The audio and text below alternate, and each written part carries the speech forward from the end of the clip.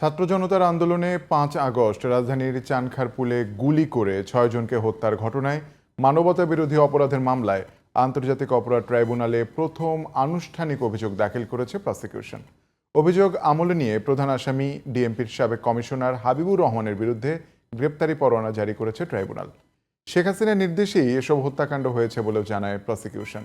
বিচার কাজে বাধা ও হুমকির ঘটনায় ৭ দিনের মধ্যে শেখ হাসিনাকে আদালত অবমাননার ব্যাখ্যা দিতে জাতীয় পত্রিকায় বিজ্ঞপ্তি প্রকাশের নির্দেশও দিয়েছে আদালত। সাইদুল ইসলামের রিপোর্ট। জুলাই আগস্টে ছাত্র জনতার আন্দোলনের সময় চানখারপুলে ১০ম শ্রেণীর ছাত্র শাহরিয়ার খান আনাস সহ ৬ জনকে হত্যার ঘটনায় ডিএমপির সাবেক কমিশনার হাবিবুর রহমান সহ ৮ জনকে অভিযুক্ত করে গত ২১ এপ্রিল পূর্ণাঙ্গ প্রতিবেদন দেয় তদন্ত সংস্থা। সেই প্রতিবেদনের সাথে জমা দেওয়া বিভিন্ন ডকুমেন্ট আর ৭৯ জনের জবানবন্দি বিশ্লেষণ করে রোববার আনুষ্ঠানিক অভিযোগ দাখিল করে প্রসিকিউশন।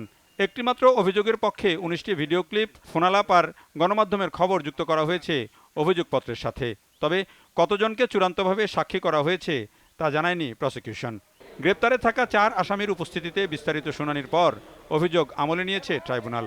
৩ জুন পরবর্তী আদেশের জন্য রাখা হয়েছে মামলাটি। শেখ হাসিনা বিভিন্ন ব্যক্তির সাথে কনভারসেশনের মাধ্যমে যে শক্তি প্রয়োগ, লিথাল ওয়েপন ব্যবহার করে বিক্ষোভকারীদেরকে হত্যা করার যে নির্দেশ দিয়েছিলেন সেগুলো আমরা এখানে দাখিল করেছি। যারা সরাসরি চাইনিজ রাইফেল ব্যবহার করে মানুষকে হত্যা করেছে, ভিডিও ফুটেজে যাদেরকে আইডেন্টিফাই করা গেছে তাদেরকে আমরা বিচারের জন্য সোপর্দ করেছি। পাশাপাশি তাদের যারা সুপিরিয়র কমান্ডার ছিল, চানখারপুলের ৬ জনকে হত্যা করার একটাই অভিযোগ, এই অভিযোগে আসামি যে ৮ জন তাদের দায় ডিফারেন্টভাবে চিত্রায়িত হয়েছে।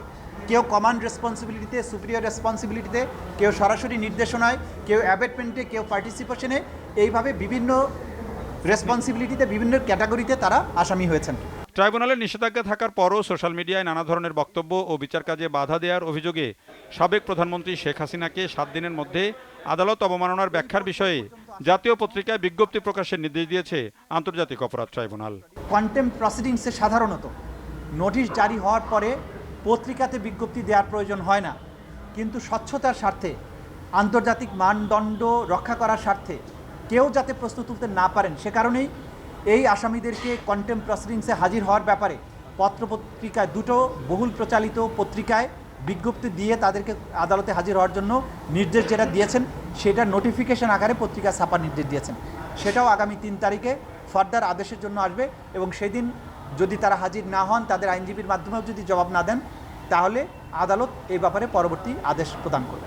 এদিকে জুলাই আগস্টে ছাত্র জনতার আন্দোলন চলাকালে সাভারের আশুলিয়ায় ৬ জনের লাশ পোড়ানোর ঘটনায় মানবতা বিরোধী অপরাধের অভিযোগে ৭ পুলিশ কর্মকর্তাকে রোববার আন্তর্জাতিক অপরাধ ট্রাইব্যুনালে হাজির করা হয়। এই ঘটনার তদন্ত শেষ করে ২৪ জুনের মধ্যে প্রতিবেদন দাখিল করতে নির্দেশ দিয়েছে tribunal. Saidul Islam, GTV news, Dhaka.